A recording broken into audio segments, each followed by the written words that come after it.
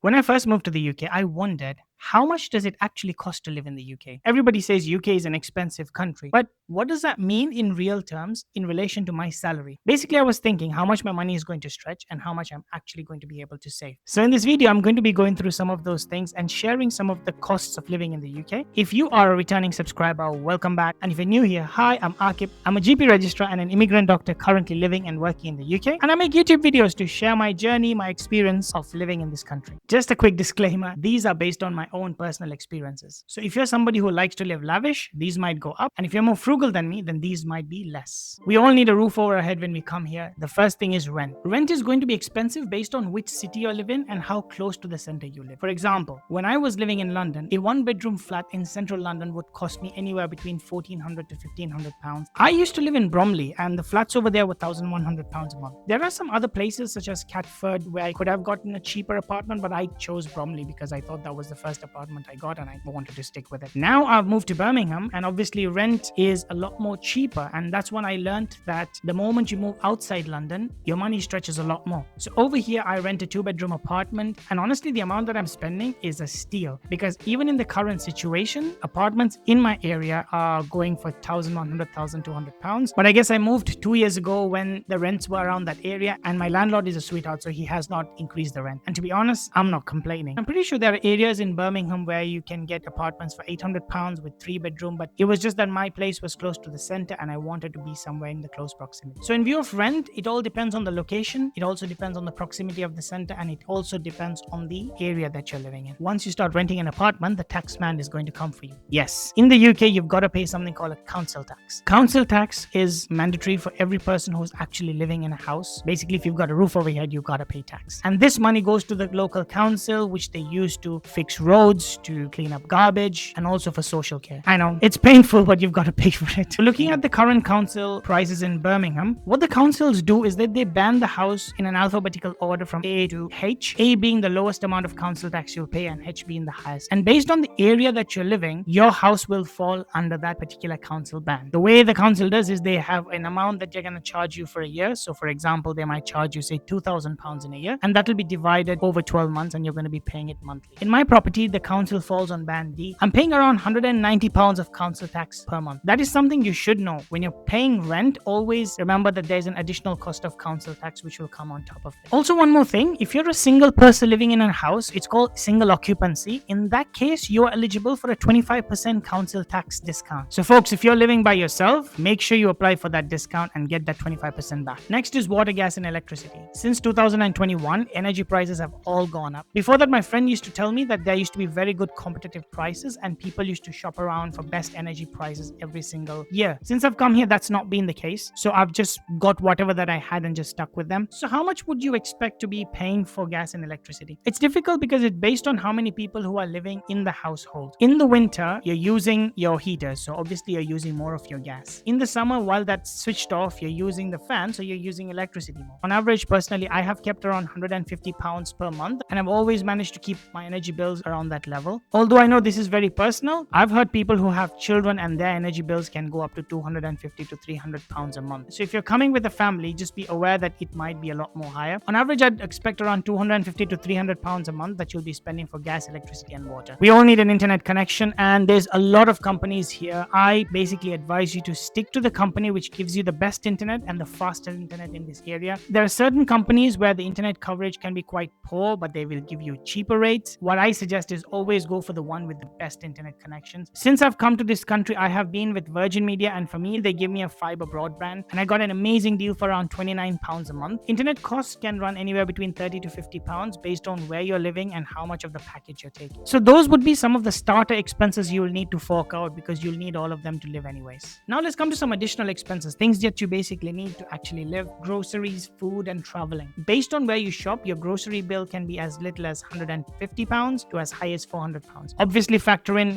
family, children, that's going to be more expensive as well. My favorite place to go is Asda for two main reasons. Number one, it has all the food, especially Desi Indian type of food that I like. And number two, it also gives you the most competitive prices out there. So you really get a bang for your buck. There is a third reason. Asda also has an app where every time I shop, I get points back, and that converts into cash voucher, which I can basically redeem every time I go and shop. I'm somebody who eats meat, so halal meat here can be slightly expensive. I do not buy that from Asda, so I go to my local butchers. On average, my monthly expense for grocery is around £150 a month, and I've managed to stick with it. Yes, if you're a bigger family, that might go up to £350. Traveling in the UK can be expensive. Even public transport is quite expensive. Buses in Birmingham charges you £2 one way, so you might expect to spend £2 to £4 based on how many times you take the bus. London is extremely expensive, where based on the region that you travel in, metro passes can go anywhere between £100 to £200 a month. That's why it's important to start driving in this country as early as possible, because it'll really open up a lot of options for you. Currently, petrol prices are around £1.35 per litre. I tend to spend around £150 per month on petrol. Next, let's come to enjoyment. We've come all the way to this country, and what's the point if you don't enjoy a little bit? But knowing UK, the budget over here can be unlimited. Guys, let's face it, UK is one of the most expensive countries in the world, and based on what you like to do and where you go, your budget can literally just vanish like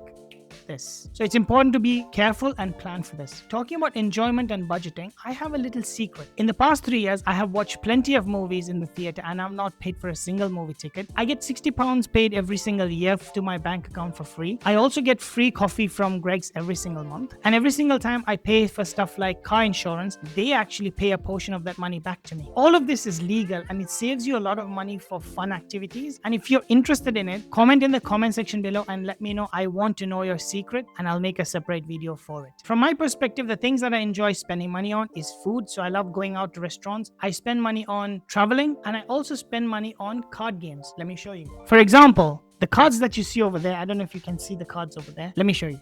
So this is something fun that I collect. These are Pokemon cards. I really enjoy collecting them for fun. And this is where I spend some of my enjoyment money on. All of this can really add up. So it's important to have a tight budget. When I used to live in London, I felt that my money wasn't stretching a lot because every restaurant that I went to was expensive and the portions were really small. So I would go out and spend a good £20 and just get a very tiny portion. Now that I moved to Birmingham, things are different. The money really stretches over here. So what does that tell you? Based on the city that you live in, your enjoyment, expenses, and your money will stretch differently. But anyways, whether I was living in London or right now in Birmingham, I used to still have a budget, and I kept around £150 a month, and that money I could spend on whatever that I wished. So what are the closing thoughts? Overall, I think expenses are manageable if you're single or a couple, but obviously if you have children, then things might get a little bit more tighter. I think even on a doctor's salary, things might get really eaten for things like nursery costs, so I understand. However, until then, I'm happy to spend that extra money on things that I enjoy, like good food and Pokemon cards. With all these numbers and daunting information that I've given you, I might have either eased your worries or maybe increased your worries. And you might feel that whatever that you're going to earn is basically going to get eaten away very quickly. But despite all of this, I managed to save £10,000 within my first year of working in the UK. How did I do it? Click the video over here to find out more. So that's about it for this video, guys. If you enjoyed this video, give me a thumbs up, comment in the comment section below, and let me know if you want me to make the video on the hacks where I get free stuff such as free money, free movie tickets,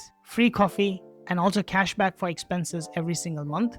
I'll be coming out with a lot more videos about my life in the UK, so make sure you click the subscribe button and hit the bell notification. I'll see you guys in the next video. Take it easy. Peace.